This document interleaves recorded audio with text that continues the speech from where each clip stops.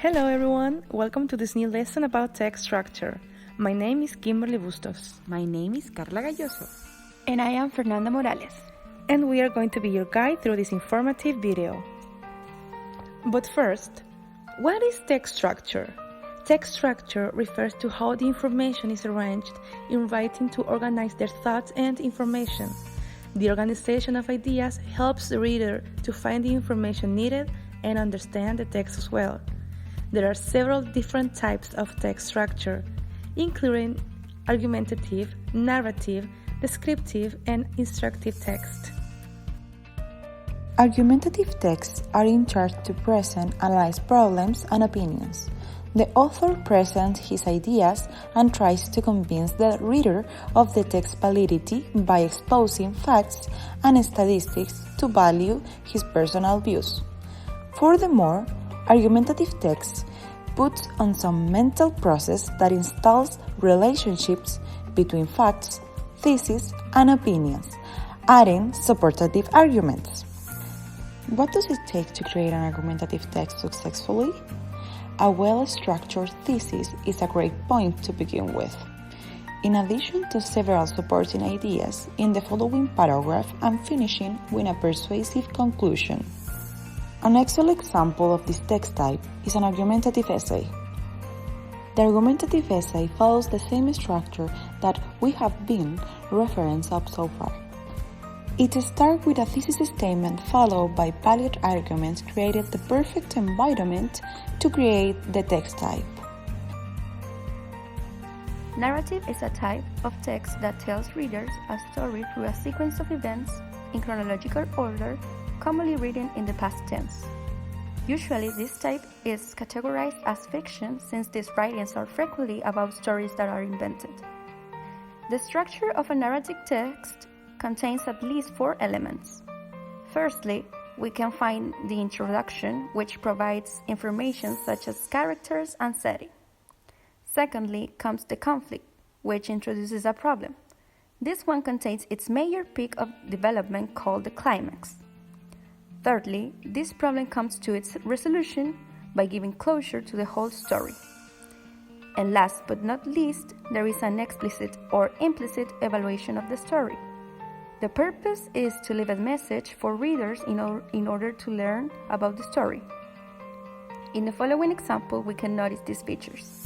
This is a fable, characterized for being composed by a fictional story with animal characters and a lesson to kids. Descriptive texts are distinguished for the detailed observation of the atmosphere and characters of the text written. As a consequence of the description, it's easier to picture how people and things look.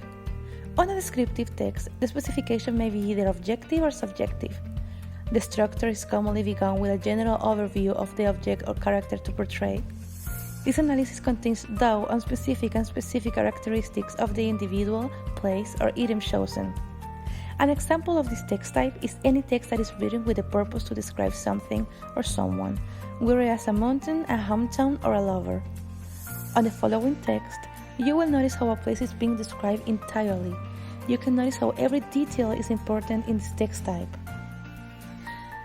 In this case, a national museum is being described.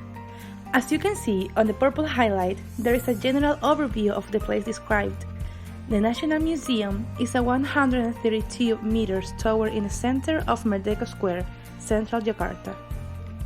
Now, as you can see on the green highlight clause, the description starts to be more detailed with the year of construction and when it was opened. Finally, on the orange highlight, you may see how the description is detailed since it says which days the monument is open and the time. Now, could you notice if this descriptive text was objective or subjective? Yes, it was utterly objective since any personal opinion was written. Instructive text purpose is to give instruction and advice through a text. In other words, the author tells or recommends the individual in question ought to do in a specific condition, and it is correlated with a personal conduct standard.